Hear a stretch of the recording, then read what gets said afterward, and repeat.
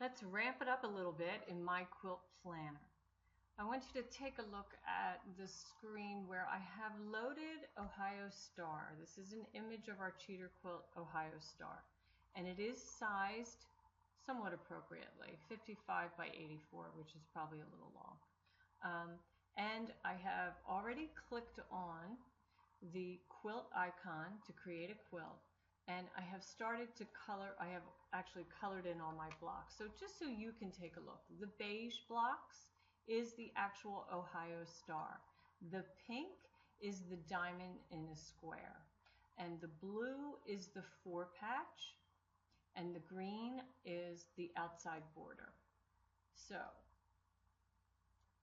my block size is 6 inches because that's truly what it is on that quilt. There is no sashing, and I most certainly want to use the shorty hooping sequence. Now, my color opacity is where we make these cells translucent. So I'm going to place these down to, let's take a look at 30%. All right, that's really light, but that's okay. I mean, that's fine with me. I just need some differentiation in the color shades themselves, so when I apply my designs, they populate only the pinks, only the beige, only the blues and greens. So I'm all set. Let's click OK. Now we can see that my image doesn't really match, so I'm going to size this down a little bit.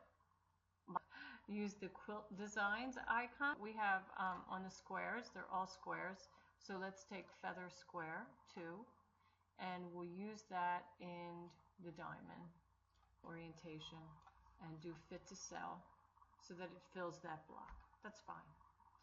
Let's go get another one let's do the feather square and place that in the 4-patch. And I'll shrink that down, and then I'll hit fit to cell, and that fits all of that design. We could rotate that. Maybe it looks a little bit better in that orientation, and fit to cell again. Now I have Ohio Star left here, and these designs that are created in the software are not really for this particular quilt. You know, it's for something that has less pattern. But there you have it, huh? Isn't that cool? And again, we'll do fit to cell. So the beauty of this is that I have my backdrop loaded, the image of my actual quilt. This could be a photograph, this could be a JPEG, what have you.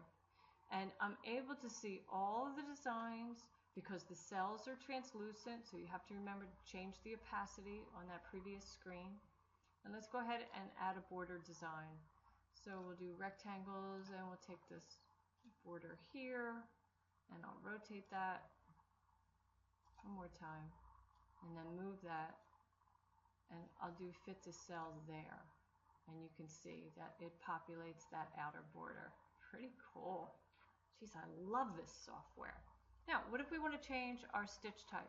We do have runs. We have only run files, so standard, 2-ply, or bean, and then we would hit apply. And now let's go ahead and export this, and we'll do test 4. There we go.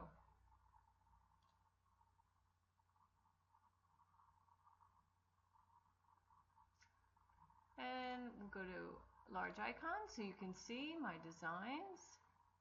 Here are the 4 different designs that we featured, and here's our preview. In the preview window, you are provided with a schematic of the quilt layout. You'll see all of your embroidery designs. When you scroll down to page 2, if you have selected the shorty, then the breakdown will be for the first half of the quilt. As you can see, we'll start in the top right corner and advance across the top row and travel all the way down the right half of the quilt. And then on the shorty, you will flip the quilt, and then once it's attached to the machine, you'll continue to quilt the remainder of the quilt. As you work, it's a good idea to cross off each of these blocks, and that will help you stay on track.